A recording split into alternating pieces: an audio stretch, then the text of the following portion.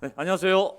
이거 반갑습니다. 또 이렇게 어려운 가운데 온라인으로 집에서 보고 계신 형제자매 여러분, 우리 어머니 아버님들, 또 우리 결혼부식 형제자매 여러분 반갑고요. 또 우리 오신 우리 또 어머님 또 반갑습니다. 자, 어쨌든 이 코로나 때 어디에 있든지 간에 무엇을 하든지 간에 뭐 온라인도 오프라인도 다 상관없습니다. 다 아멘입니다. 할렐루야하고 건강한 거. 건강해야 뭐든지 할 수 있기 때문에 각자 건강을 잘 챙기시기 바라겠습니다.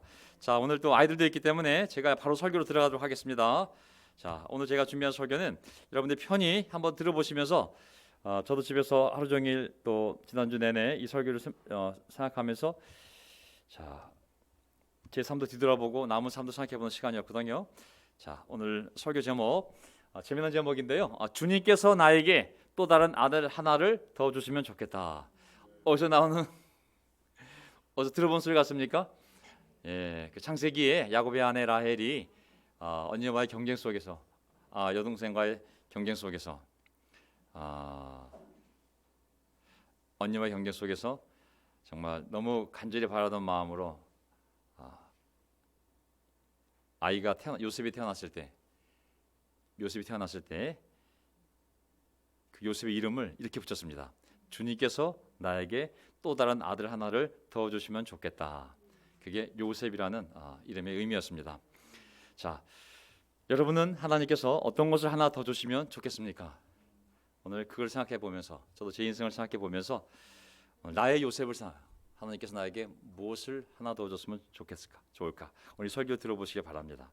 자, 설교 주제 요셉의 삶, 신자의 삶, 그리고 하나님의 구원 계획이라는 주제를 가지고 오늘 말씀을 나눌 텐데요. 작은 제목들을 보면 창세기를 보게 되면 요셉의 삶이 창세기 30장부터 마지막 50장까지 걸쳐져 있습니다. 창세기 20장에 걸쳐서 요셉의 출생 이야기가 나오거든요. 그래서 이 요셉의 삶을 정리해 보면 어떤 깨달음들이 많이 오겠지만 제가 한번 정리해 본 거는 인간의 불완전한 환경들, 우리 각자가 처한 정말 절대 완전하지 않은, 절대 충분하지 않은 그런 환경들이 있고, 두 번째는 불완전한 인간들의 한계들이 성경에 적나라하게 드러납니다. 하지만 이 모든 것을 통해 구원을 이루어 가시는 하나님이 등장합니다.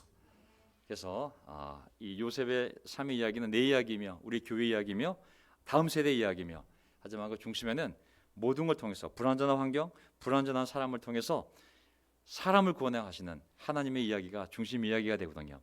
그래서 오늘 30장 요셉의 출생부터 시작해서 50장 마지막 장, 창세기 마지막 장 요셉의 죽음으로 끝나거든요.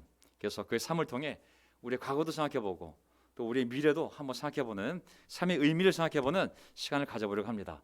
제가 오늘 20장에 걸쳐 있기 때문에 요셉의 삶의 중심을 해서 한번 연대기적으로 잘라서 한번 그 의미를 생각해 보겠습니다. 자, 창세기 30장 1절.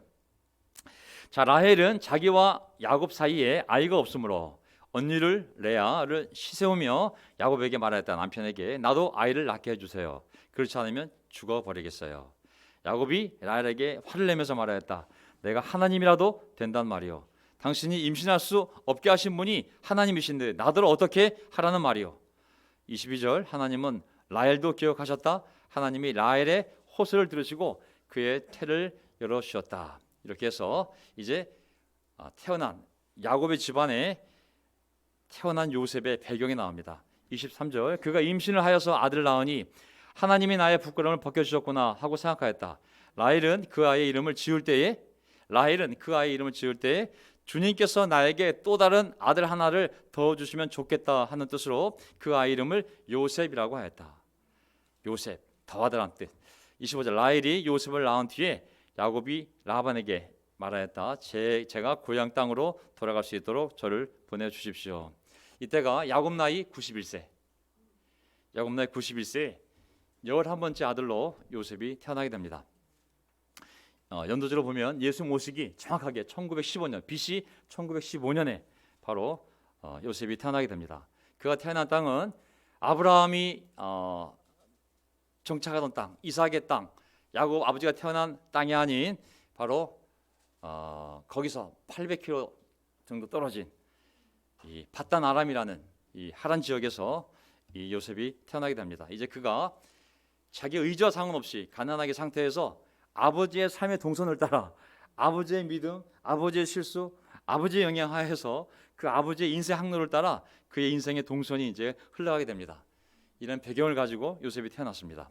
31장 넘어가게 되면 이제 야곱이 진짜 자기가 사랑하는 여인 라헬이 아이를 낳자 이제는 고향으로 돌아가고 싶다는 생각을 하게 됩니다. 이게 바로 형으로부터 도망쳐 나온 지 20년이 지난 다음에 삼촌 라반의 집에서 고향으로부터 800km 떨어진 이 바단 아람 하란 지역에서 20년을 그 아주 욕심 많은 삼촌 밑에서 정말 속임을 당하고 그래서 두 아내와 두 여종 4명의 정말 아내와 함께 살면서 자 마지막으로 자기가 사랑하는 여인 라헬이 아들을 낳자 이제는 내가 이 아들을 데리고 정말 고향으로 돌아가고 싶다라는 마음이 들게 됩니다. 이제 보세요. 31장 주님께서 야곱에게 말씀하셨다.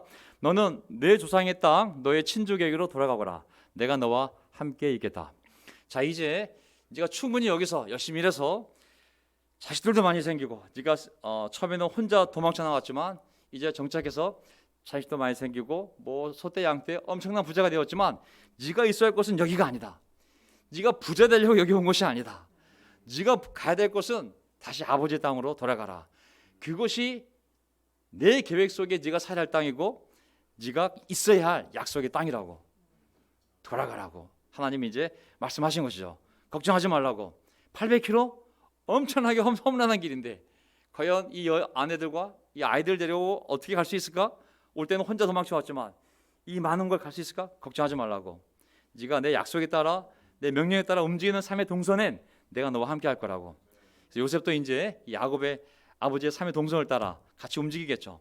33장 18절 야곱이 바단 아람을 떠나 이제 하란 지역을 떠나 가나안 땅에 세겜 성에 무사히 이르러서 그 성 앞에다가 장막을 쳤다. 야곱은 그 장막을 친 그 밭을 세겜의 아버지인 하몰의 아들들에게서 은 100냥을 두고 샀다. 자, 그 엄청난 800km를 지금 몇 개월 걸렸는지 모르겠지만 무사히 자기 형도 화해하고 이제 도착을 했어요. 그래서 이제 처음으로 약속의 땅, 좀 아버지의 땅으로 돌아왔는데 조상의 땅으로 돌아왔는데 그 첫 지역이 바로 이 세겜 지역이었어요. 그래서 여기 도착해서 이제 살 땅이 필요했기 때문에 바로 그 지주인 하몰의 아들들에게서 돈을 주고 처음으로 그들이 살 수 있는 땅을 사서 거기에 정착을 했음을 알 수가 있습니다.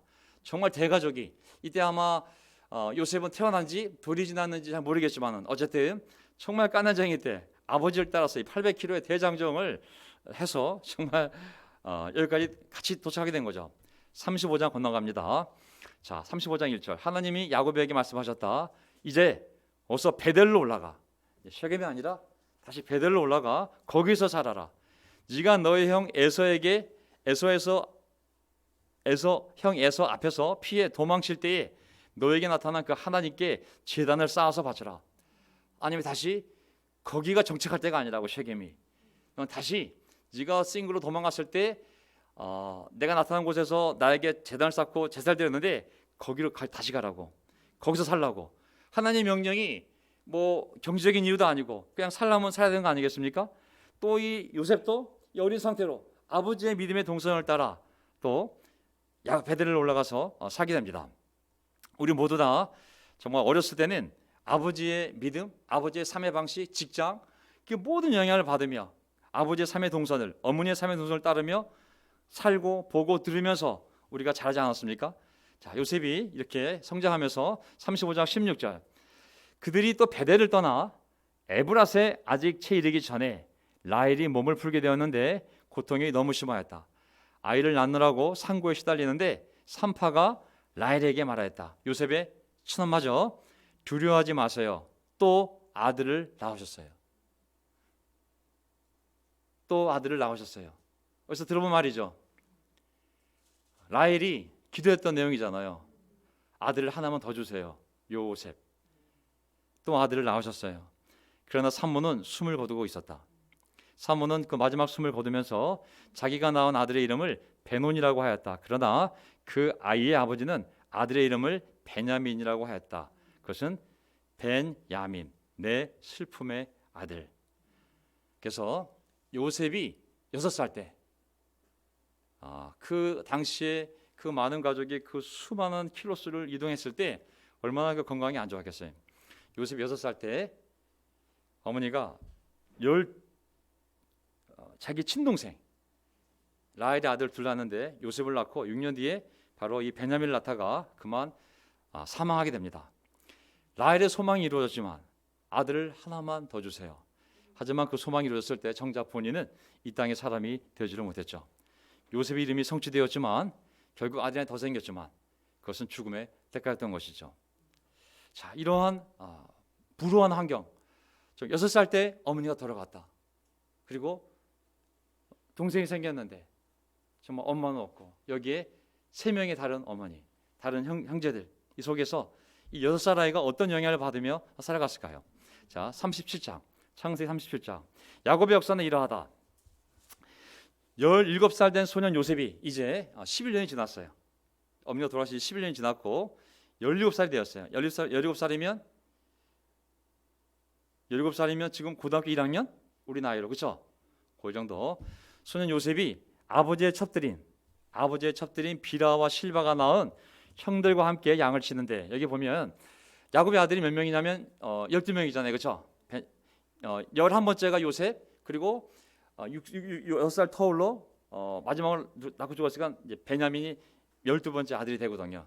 그래서 12아들 중에 라헬과 레아가 낳은 아들들과 그 다음에 그들이 경쟁 속에서 아이를 못 낳으니까 그들의 종 비라와 실바를 통해서 낳은 아들들이 있잖아요. 그렇죠? 그래서 이 비라와 실바가 낳은 아들 4명 이 4명 갓단, 아셀, 납달리 이 4명의 형들과 레아와 라헬이 낳은 그 아들들 간에는 항상 경쟁이 있는 것이죠. 4명이 어머니 쓴 아이들도 경쟁이 있지만 특히 종에서 난 아들들과 진짜 그 레아와 라헬에서 낳은 그 아들들 간에 보이지 않는 또 갈등이 있지 않겠습니까? 요셉이 그 형들과 함께 비라와 실바가 낳은 아들들과 함께 양을 치는데 요셉은 형들의 허물을 아버지에게 일러바치고 나였다. 왜 일러바쳤을까요? 그 갈등 속에서 그 무시와 또 시기와 질투 속에서 종들이 낳은 형들에 대한 약점들을 일러바치고 나였다. 이스라엘은 늙음하게 요셉을 얻었으므로 그렇죠. 91살에 아이를 낳았으니 제가 정말 20년 동안 기다리며 얻은 아들이었기 때문에 얼마나 특별한 아들이었을까요? 요셉을 얻었으므로 다른 아들들보다 레아가 낳은 아들들 1, 2, 3, 4, 6 6명 아시죠? 르벤, 시몬, 유다 그 다음에 또 누가 있어요? 이사갈, 스불론, 레위 이 6명보다도 라헬이 낳은 이 요셉을 더 사랑하여서 그에게 화려한 옷을 지어서 입혔다. 형들은 아버지가 그를 자기들보다 더 사랑하는 것을 보고서 요셉을 미워하며 그에게 말 한마디도 다정스럽게 하는 법이 없었다. 창세기 더 내용을 읽어보면은 그 형들이 아버지에 대한 증오 그리고 딸 디나가 이제 그 쉐겜성에 살 때 이제 성 추행 정도가 아니라 더 심한 단어로 당하게 됩니다. 근데 아버지 야곱이 딸이다 보니 충분히 이 딸을 변호하기보다는 정치적인 논리로 그것을 무마하려고 합니다. 정치적인 논리로. 그러니까 형들이 너무 분노해서 아버지에 대한 이 분노를 가지고 아버지를 이 굉장히 어려움에 빠뜨리게 되거든요. 이런 집안의 많은 복잡한 가운데 속에서 정말 그런데 그 아버지가 또 하필이면 요놈만 사랑해. 요셉만. 나머지 형들이 그에 대한 미움이 얼마나 심했는지 아버지에 대한 불만 그리고 그 동생에 대한 미움 때문에 정말 말 한마디도 다정스럽게 하는 법이 없는 집안에 그 11번째 아들이 된 것이 얼마나 복잡한 집안.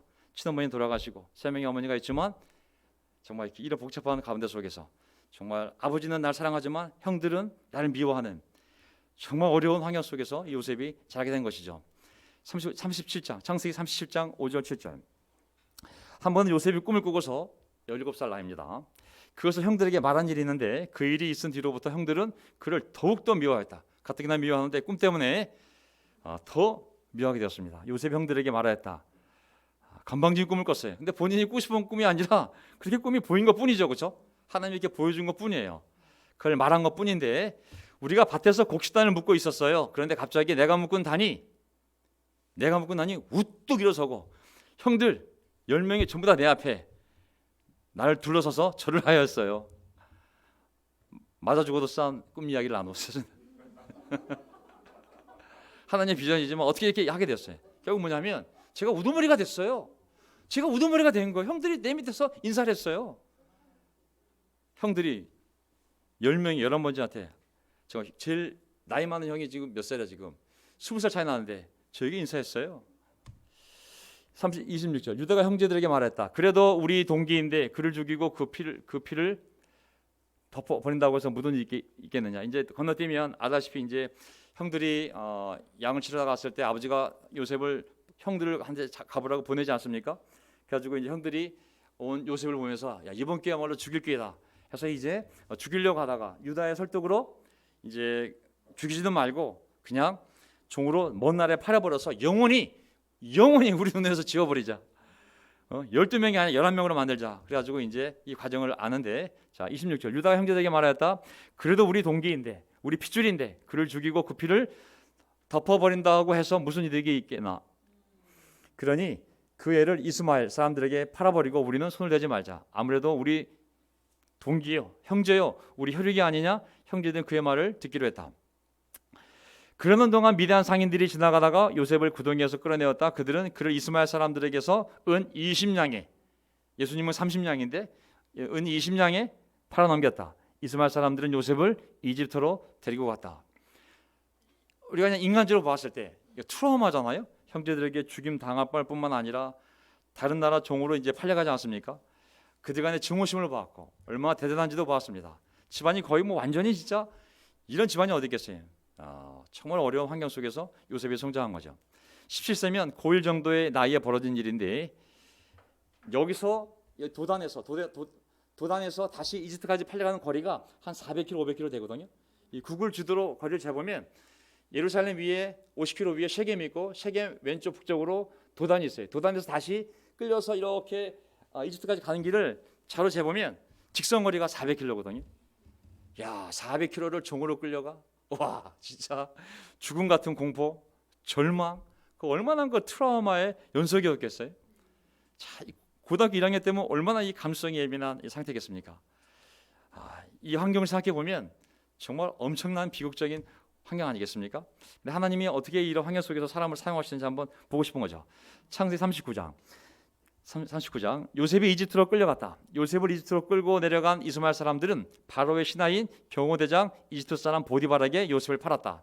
주님께서 요셉과 함께 계셔서 앞길이 잘 열리도록 그를 돌보셨다.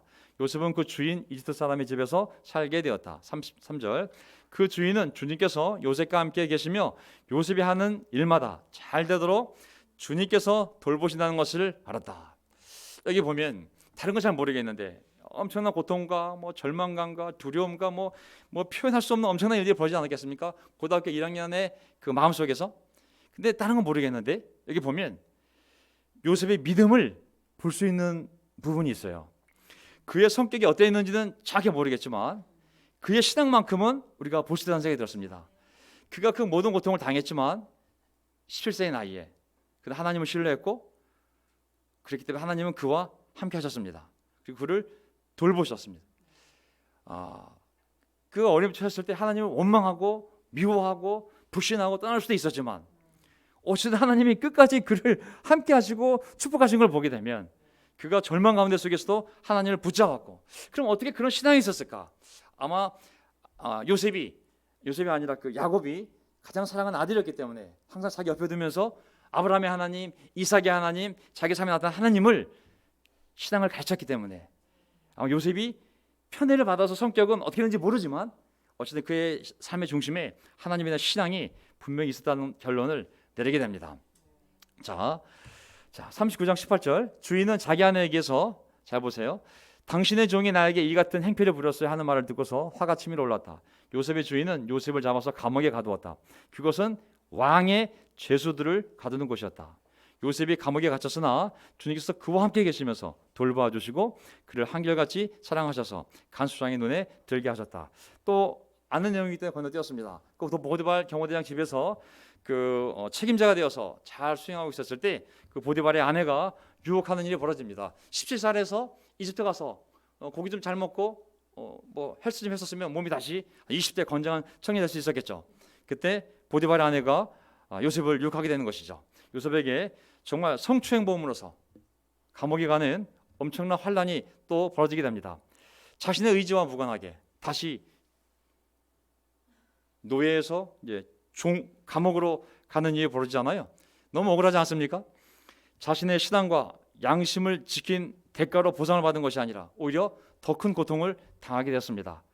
그게 하나님의 어떤 선한 인도인 줄도 몰랐지만 어쨌든 그는 감옥에 가서도 신앙을 지켰음을 알 수가 있습니다.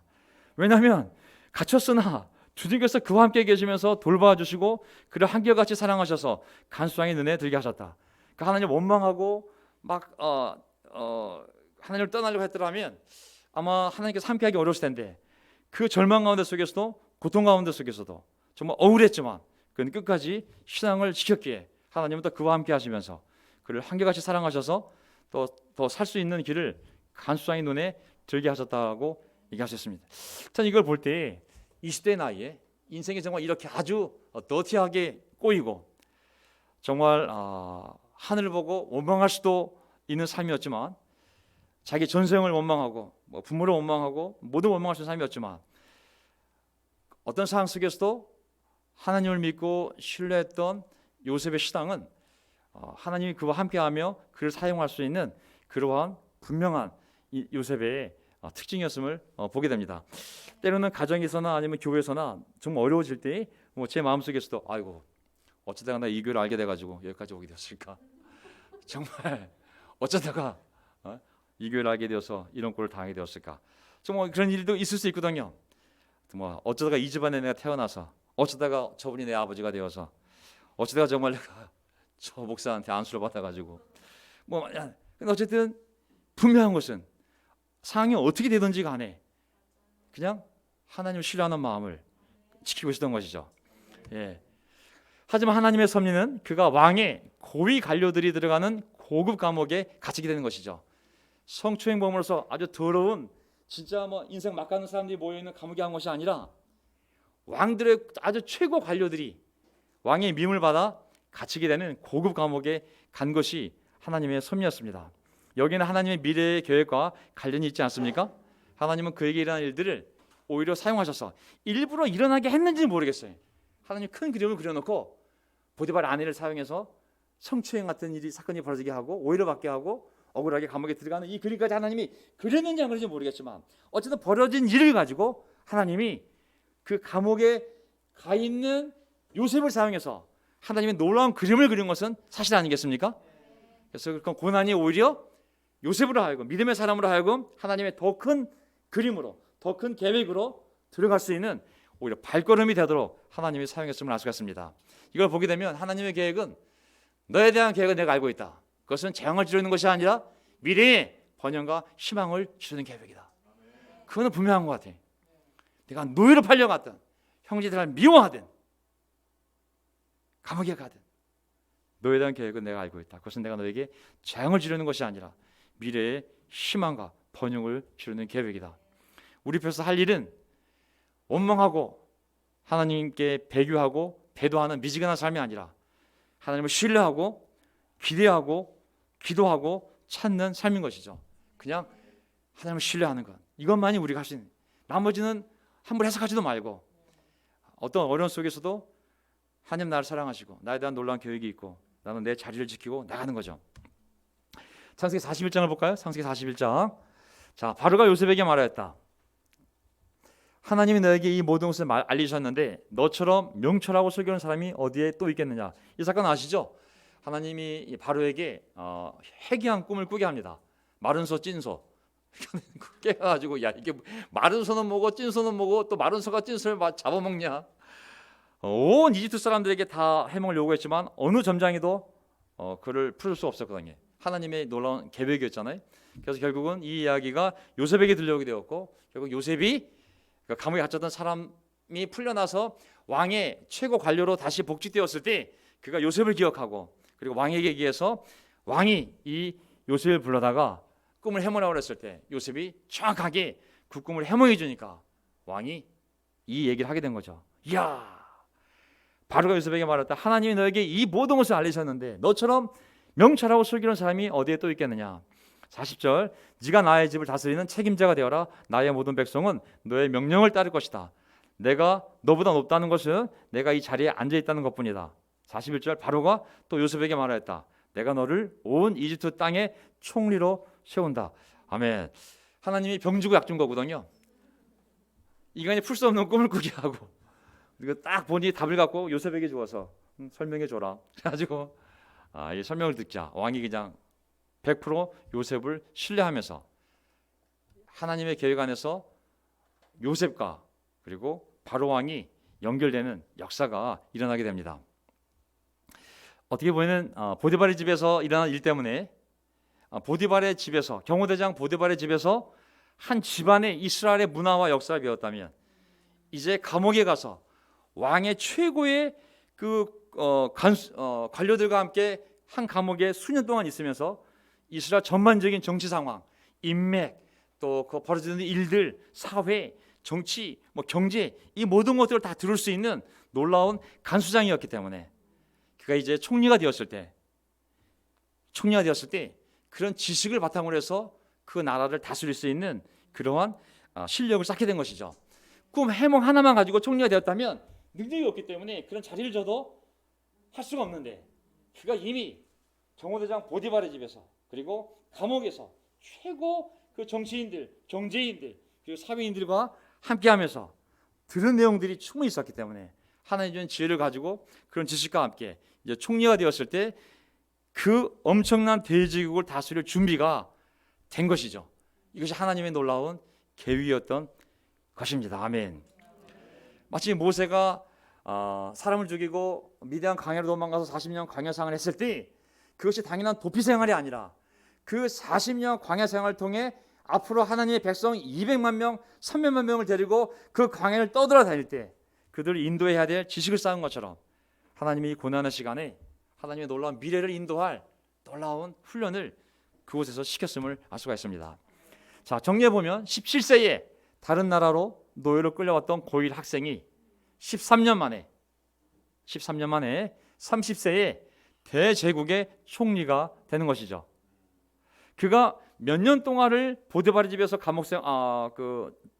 노예로 살고 또 몇 년을 감옥 속에서 있었는지 정확히 분간이 되지 않지만 어쨌든 13년이라는 그 고통스러운 시간을 통해서 이제 총리가 되었고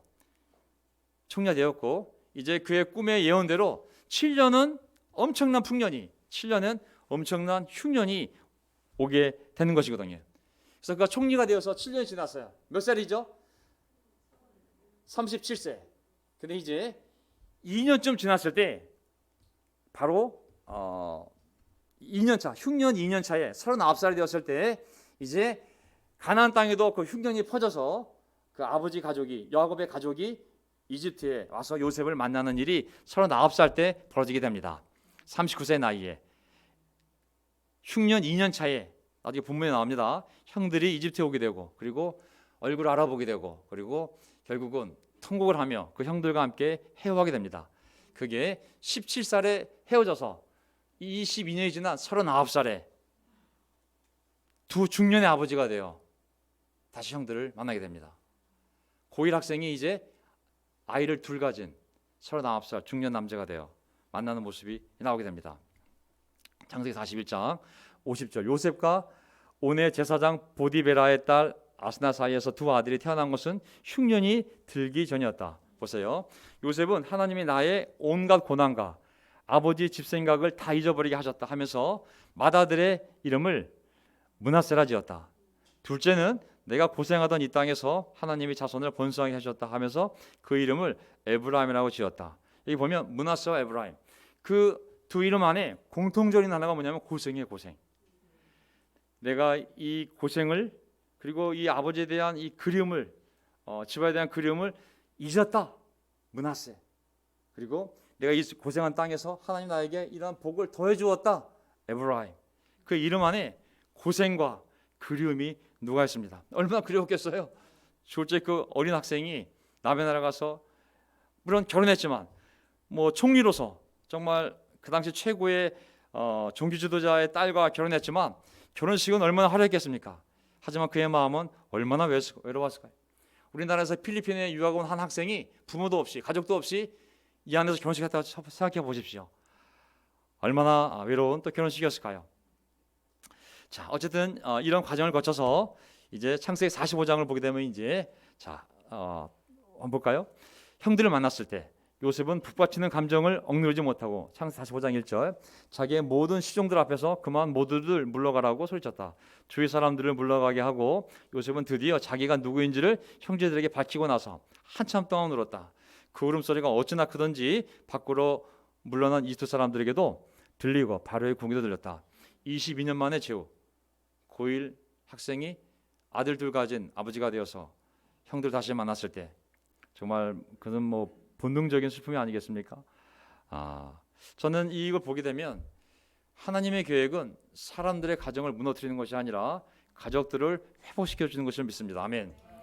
하나님의 계획은 절대 우리의 가정을 그의 계획을 이루기 위해서 가정을 나누지 않습니다. 여기 보세요. 창세기 45장 6절에서 8절 이제 형들을 만나서 이 모든 일들을 해석해 주는 이 요셉의 신앙과 인격을 보세요. 자, 6절 이 땅에 흉년이든지 2년이 됩니다. 2년째가 앞으로도 5년 동안은 밭을 갈지도 못하고 거두지도 못합니다. 7년 풍년 지났고 흉년 된 지 2년째가 됩니다. 앞으로 5년 동안 더 극심할 겁니다. 하나님이 나를 형님들보다 앞서서 보내신 것은 22년 전에 나를 형님보다 앞서서 보내신 것은 하나님이 크나큰 구원을 베푸셔서 형님들의 목숨을 지켜 주시려는 것이고 또 형님들의 자손을 이 세상에 살아남게 하시려는 것입니다. 그러므로 실제로 나를 이리로 보낸 것은 형님들이 아니라 하나님이십니다. 하나님이 나를 이리로 보내셔서 바로의 아버지가 되게 하시고 바로의 온 집안의 최고의 어른이 되게 하시고 이집트 온 땅의 통치자로 세우신 것입니다.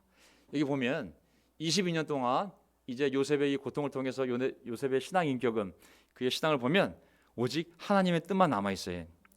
자기 22년 삶을 인간적으로 해석하지 않고 정말 성숙한 신앙인으로서 하나님의 구원 계획이라는 영적 해석만으로 자기의 22년을 해석하고 있음을 알 수가 있습니다. 내가 얼마나 상처받았는지 그런 얘기가 없고 하나님이 얼마나 놀라운 계획으로 우리 가족의 후손들을 구원하시려 했는가만 여기 남아있는 거거든요. 이제 보면 알겠지만 이 요셉과 형들이 화해하면서 요셉이 이제 죽을 때까지 그러니까 110세 죽는데 앞으로 71년 동안 이 형들과 평화로운 가운데 완전한 회복을 이루고 사랑하며 살아가게 되거든요. 17살 전까지는 형들과 반복, 시기, 질투, 고자질, 싸움, 미움, 증오의 대상이었다면 이제 이 화해가 이루어진 다음에 70년 동안 고센 지역에서 이집 땅에서 그 형과 형들의 배우자와 그 자손들과 함께 또 자기 자손들이 평화를 이루며 정말 행복한 삶을 살아갈 토대를 여기서 마련하게 됩니다. 예수님 말씀, 사도 바울의 말씀, 주 예수를 믿어라. 그러면 너와 너희 집안이 구원을 얻을 것이다. 하나님 안에 이 가족의 구원이, 가족의 화해가 다 담겨 있습니다. 만약에 여기 보세요. 46장 29절, 창세기 46장 29절. 요셉이 자기 아버지 이스라엘을 맞으려고 병거를 갖추어서 고센으로 갔다. 이제 형들이 돌아가서 살아있는 요셉의 이야기를 전했고 그 요셉이 얘기하기를 다 가족들 데려오라고 했기 때문에 아버지에게 이걸 얘기하지 않습니까? 그래서 요셉이 이제 아버지가 가족들 다 데리고 헤브론 가나안 땅을 떠나서 이제 이집트로 다 오게 됩니다. 그때 요셉이 자기 아버지 이스라엘을 맞으려고 병거를 갖추어서 고센으로 갔다. 요셉이 아버지 이스라엘을 보고서 목을 껴안고 한참 울다가는 다시 꼭 껴안았다. 이스라엘이 요셉에게 말하였다. 나는 이제 죽어도 여한이 없다. 내가 너의 얼굴을 보다니 네가 여태까지 살아 있구나. 나이 39세에 이제 22년 만에 아버지를 제어하게 된 것이죠. 22년 만에. 죽었던 아들을 야곱은 다시 만나게 됩니다. 다시는 못 볼 것 같은 아버지를 이제 요셉도 만나게 된 것이죠. 저는 이걸 보게 되면 하나님은, 이 참된 복음은, 하나님의 계획은 우리의 가족을 치유하고 다시 만나게 하고, 그리고 관계를 회복시키고 한을 풀게 하시고, 그리고 가족에게 은혜를 베푸시는 하나님입니다. 아멘. 만약에 참교회와 잘못된 교회, 참교회와 이단, 그리고 참 가르침과 잘못된 인간의 교리의 차이점이 있다면, 그것은 잘못된 쪽은 가족들을 분열시키고 원수가 되게 만들고, 그리고 나눠진 가족을 또 착취해서 그 조직의 꿈을 이뤄가는 것, 그것이 바로 이단들의 특징입니다. 자신들의 야망을 위해, 리더들의 야망을 위해, 그 단체의 교리를 위해 가족을 분열시키고 원수가 되게 만들고, 그리고 그 분열된 가족을 계속 착취한다면 그거야말로 이단의 상징인 것이죠. 그러나 참된 교회, 참된 믿음, 참된 신자라면, 참된 예수의 제자라면 하나님께서는 세우신 가정을 보호하시고 회복시키시고 사랑하게 만들고, 원수된 가족도 하나님께서 하나가 되게 만드셔서 복을 주시는 하나님을 믿습니다. 아멘. 잠시 너희 부모보다도 하나님을 더 사랑하라는 그 말씀에 순종하기 위하여 우리가 잠시 갈등이 있을 수 있을지 모르겠지만, 하나님의 계명은, 인간에 대한 첫 번째 계명은 부모를 공경하라이고, 그리고 사랑인 거거든요. 그래서 여기 보면 잠언 16장 7절, 사람의 행실이 주님을 기쁘시게 하면, 사람의 행실이 주님을 기쁘시게 하면 그의 원수라도 그와 화목하게 하여 주신다. 우리가 복음을 따르기 위하여 잠시 대가 계산을 하고 우리 부모님과 또 가족들과 잠시 갈등의 시간을 맞이했지만, 우리가 하나님 안에서 올바로 살아갈 때 그것이 하나님을 기쁘게 하는 삶이라면 원수가 된 가족이라도 다시 화목하게 하여 주는 것이 하나님의 은혜인 줄 믿습니다. 아멘. 저도 이 과정을 지금 겪고 있어요. 너무 놀랍게 다시 가족을 만들어가고 있고, 또 이사해서 또 어머니 집 옆으로 갔기 때문에 지난주에도 우리 어머님이 갑자기 어렸을 때 그냥 바로 총알같이 쏘아서 정말 음식을 준비해서 갔더니 너무 기뻐하시고, 또 여동생도 바로 앞 동네이기 때문에 또 같이 집으로 놀러 오라고 지금 모든 관계들 다 회복시키는 시간으로 가고 있습니다. 창세기 47장, 자, 창세기 47장 27절, 이스라엘 자손은 이집트의 고센 땅에 자리를 잡았다. 이제 다 돌아온 거죠. 아버지가 아들들 다 데리고 이 요셉이 준비한 너무 좋은 땅 고센 땅으로 자리를 잡게 되었습니다. 거기에서 아들은 이제 그 행정 수도인 그곳에서 총리가 되어서 행정 업무를 보지만, 그 부모는 목축업이기 때문에 풀이 많은 그 고센 땅을 하사받아서 거기에 온 가족이 이제 재산을 얻고 생육하며 번성하였다. 야곱이 이집트 땅에서 17년 살았으니, 잘 보세요. 야곱이 바로 왕을 만났을 때 내 나이가 130이요. 정말 힘든 터프한 인생이었어라고 얘기하거든요. 근데 17년 더 살았어요. 그러니까 그의 나이가 147살이 되었다. 야곱이 147세에 운명하게 됩니다. 140세. 자, 요셉이 17년을 아버지와 함께 살았어요. 바단 아람 하란에서 태어나서 800km를 이주하여 가나안 땅 쉐겜에 살다가 베델로 갔다가 헤본으로 왔다가 다시 형한테 빨리 나서 500km 떨어진 400km 떨어진 여기 왔다가, 어쨌든 그 전에 17년 살다가 21년을 헤어져 살았어요. 이제 다시 하나님이 다시 이들을 만나게 해서 17년간 아버지에게 효도할 시간을 주신 겁니다. 17. 요셉과 함께 17년을 더 산 겁니다. 야곱은 요셉의 사랑을 받으며 정말 화목해진 자녀들의 효도를 받으며 평화롭게 잘 살았습니다. 그것이 하나님의 큰 그림이었고 요셉을 택한 목적이었습니다. 그리고 요셉의 희생에 대한 보상이었던 것이죠. 요셉의 고난이 없었더라면 아마 이방 땅에서 아브라함과 이삭과 그들의 후손들은 7년 가뭄 속에서 아마 굶주려 죽었거나 모두 그 지역의 노예가 되었을 것입니다. 그리고 하나님의 계획, 그들의 후손 가운데 속에서 하나님의 아들이 이 땅에 와서 온 인류를 구원하는 하나님의 계획도 수포가 되었겠죠. 요셉의 고난이 있었기 때문에, 또 그의 믿음과 인내, 순결하려는 그 마음이 있었기 때문에 하나님은 그를 통해 이 놀라운 일들을 할 수 있었던 것이죠. 49장 이제 갑니다. 50장까지 창세기 50장까지거든요. 49장 29절. 야곱이 아들들에게 일렀다. 죽기 전에 마지막 유언입니다. 나는 곧 세상을 떠나서 나의 조상들에게로 돌아간다. 내가 죽거든 나의 조상들과 함께 있을 수 있도록 햇사람 에브론에서 밭에 있는 묘실에 묻어라. 이 묘실은 가나안 땅 마므레야 막벨라 밭에 있다. 그 묘실은 아브라함 어른께서 우리 할아버지께서 묘실로 쓰려고 공동 무덤을 쓰려고 햇사람 에브론에게 밭과 함께 사두신 것이다. 나 이제 죽는다. 나는 조상에게 묻히고 싶다. 여기가 이집트 땅인데 잘 살았다. 하지만 죽으면 내 뼈를 추려서 우리 아버지가 묻어 있는 것, 우리 이삭과 우리 어머니가 묻어 있는 것, 리브가 묻어 있는 것, 우리 할아버지 아브라함과 사라가 묻어 있는 그곳에 나를 묻어다오. 거기에 내 아내 레아도 거기에 묻었다. 자, 라헬은 어쩔 수 없이 내 길가에 베들레헴 길가에 묻었지만 내 아내가 있는 것, 내 아버지 어머니가 있는 것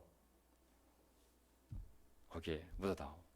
그래서 이제 이 마지막 유언을 하고 그가 이제 운명하게 됩니다. 31장. 거기에는 아브라함과 그분의 아내 사라 이 두 분이 묻혀 있고 이삭과 그분의 아내 리브가 이 두 분도 거기에 묻혀 있다. 나도 너희 어머니 레아를 거기다 묻었다. 밭과 그 안에 있는 묘실은 햇사람들에게 산 것이다. 야곱은 자기 아들들에게 이렇게 이루고 나서 침상에 똑바로 누워 숨을 거두고 조상에게로 돌아갔다. 요셉은 아버지가 품위 있게 잘 살도록 끝까지 효도하였고 아버지의 마지막 소원을 이루게 합니다. 요셉은 참 신자였고 참 효자였습니다. 참 신자라면 참 효자가 됩니다. 아멘. 참 효자라면 그가 참 신자가 될 수밖에 없습니다. 그래서 야곱은 이 요셉의 이 삶을 통하여 정말 이렇게 평화로운 가운데 너무 품위 있게 살다가 정말 자기가 원하는 대로 조상의 묘실에 묻히는 놀라운 축복을 받게 되죠. 창세기 50장 마지막입니다.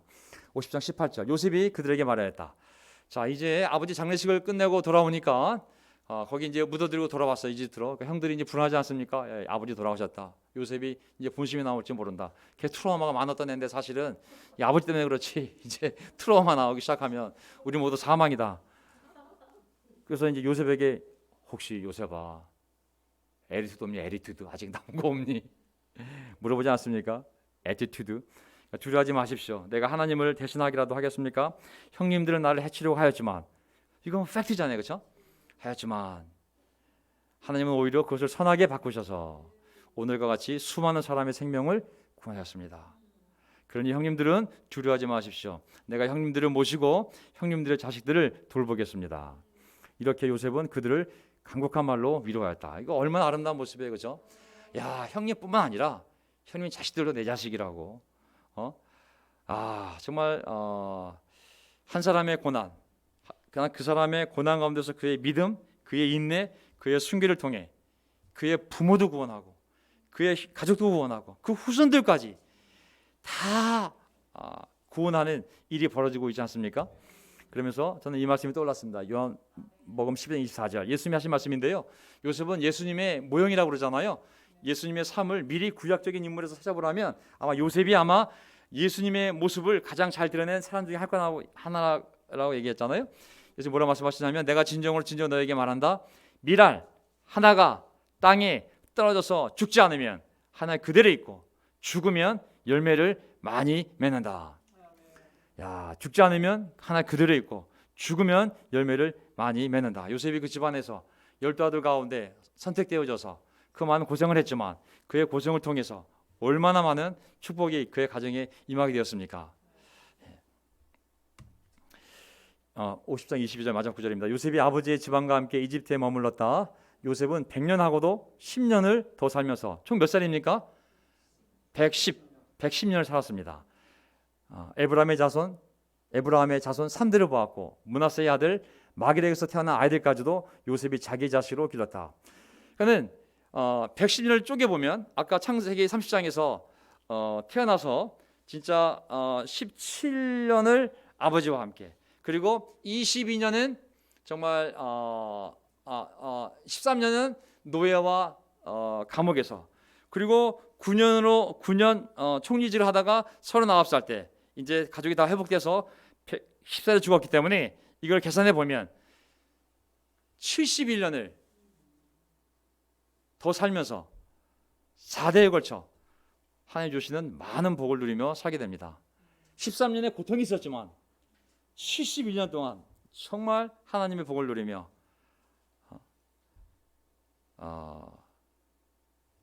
그 기쁨 가운데 가족을 다 회복시키고 그리고 충분히 효도하고 그리고 영광스러운 삶을 살게 되었던 것이죠.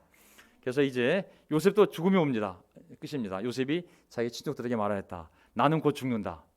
110살이 되었을 때. 그러나 하나님께서 반드시 너희를 돌보시고 너희를 이 땅에서 인도하여 내셔서 아브라함과 이삭과 야곱에게 맹세하신 땅에, 그 가나안 땅에, 약속의 땅에 이르게 하실 것이다. 요셉은 이스라엘 자손에게 맹세를 시키면서 일렀다. 하나님께서 반드시 너희를 돌보실 날이 온다. 그때 너희는 나의 뼈를 이곳에서 옮겨서 그리로 가지고 가야 한다. 요셉이 110살에 세상을 떠나니 사람들은 그의 시신에 방부제 향재를 넣은 다음에 이집트에서 그를 이간하였다. 이게 마지막 구절이에요. 요셉이 창세기 50장의 맨 마지막을 장식하고 있습니다. 그의 믿음, 그의 순종, 그의 순결, 그의 인내 삶을 통해서 그리스도의 모형도 되었고 우리 삶에 또한 본이 되고 있는 것이죠. 그의 고생이 그를 성숙한 신앙인으로 만들 줄 믿습니다. 아멘. 그의 고생이 있었기 때문에 그렇게 놀랍게 모든 고난을 하나님 안에서 해석할 수 있는, 형을 용서할 수 있는 그러한 훌륭한 신앙이 되었을 것입니다. 되었다고 생각합니다. 만약 그런 고생이 없었다면 아마 가나안 땅에서 아버지의 편애를 받으며 버릇없는 아들, 맨날 형제들과 싸우며 고자질하며 정말 비참한 집안에 11번째 아들로 살다가 걔 망나니가 되었는지 모르겠지만 어쨌든 절대 행복한 삶을 살지 못했겠죠. 하지만 종으로 끌려갔고 감옥까지 갔으나 하나님을 원망하지 않고 더욱 신앙을 지켰을 때 결국 하나님 그와 함께 하시고 많은 복을 주시고 결과적으로 보게 되면 엄청난 생명을 가족과 부모님과 자기 형제지간과 그 후손과 그리고 그 주변에 있는 많은 나라들을 흉년으로부터 구원한 구원의 아이콘이 되었거든요.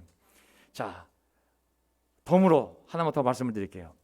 야곱이 죽기 전에 12아들을 다 축복했지만 요셉만 따로 부릅니다. 요셉만 특별하잖아요. 12아들 가운데 가장 고생을 많이 했잖아요. 뭘 더 주고 싶지 않겠어요? 라헬의 아들이기도 했지만 우리를 살리기 위해서 하나님의 택함을 받고 먼저 세워진 곧단이 되어서 이 엄청난 시련을 이겨내고 정말 이 자리에 올라서 우리 가족을 구원한 11번째 아들을 생각했을 때 야곱이 왜 더 주고 싶은 마음이 없었겠어요? 그래서 뭐라고 얘기했냐면 창세기 48장을 보게 되면 21절에 이스라엘이 야곱이 요셉에게 말하였다. 나는 곧 죽는다. 그러나 하나님이 너희와 함께 하시고 너희를 조상들의 땅으로 돌아가게 하실 것이다. 22절 그리고 너의 형제를 위해 군림할 너에게는 뭘 준다 그랬어요? 쉐김을 더 준다. 이 쉐김은 어떤 땅이냐면 그 바단 아람에서 처음으로 가나안 땅에 도착하여 살 땅을 돈을 주고 하물의 아들에게 샀잖아요. 그 땅 너에게 줄 거라고. 내가 세겜에서 칼과 활로 아물살 손에서 빼앗은 것이다. 가장 특별한 땅을, 유일한 땅, 자기가 소유한 가나안의 유일한 땅을 이 장남도 아니라 바로 이 요셉에게 준 것이죠. 그래서 어떤 일이 벌어졌을까요? 출애굽기 13장을 보게 되면 19절에 모세는 출애굽했을 때 요셉의 유고를 가지고 나왔다. 요셉이 400년 뒤의 일입니다. 요셉이 이스라엘 자손에게 엄숙히 맹세하기까지 하며 하나님이 틀림없이 너희를 찾아오실 터이니 그때 너희는 여기서 나의 유고를 가지고 나가거라 하고 말했기 때문에 그것을 기억해서 나중에 모세가 출애굽할 때 특별히 이 요셉의 유골만을 파가지고 나옵니다. 그래서 어떻게 했을까요? 여호수아서 24장 32절 가나안 땅을 다 정복했을 때 그때 어떻게 했냐면 여호수아 24장 32절 이스라엘 자손은 이집트에서 가져온 요셉의 유해를 쉐겜에 묻었다. 그것은 야곱이 세겜의 아버지 하물의 자손에게 금 100냥을 주고 산 땅인데 요셉 자손의 유산이 된 곳이다. 어떻게 됐습니까?